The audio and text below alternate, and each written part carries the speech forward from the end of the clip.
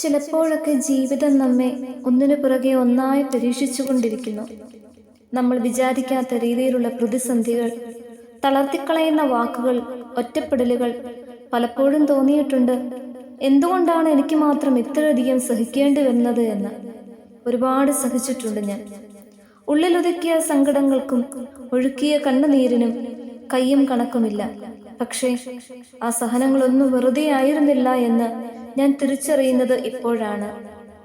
വീണുപോയ ഓരോ നിമിഷവും എന്നെ എന്തെങ്കിലുമൊക്കെ പഠിപ്പിക്കുകയായിരുന്നു.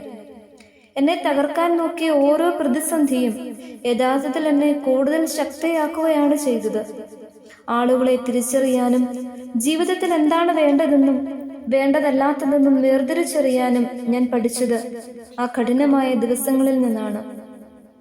അനുഭവങ്ങളെക്കാൾ വലിയൊരു അധ്യാപകൻ വേറെയില്ലല്ലോ. അതുകൊണ്ട് തന്നെ ഇനി മുന്നോട്ടുള്ള ജീവിതത്തിൽ എനിക്കൊന്നിനെയും ഭയമില്ല.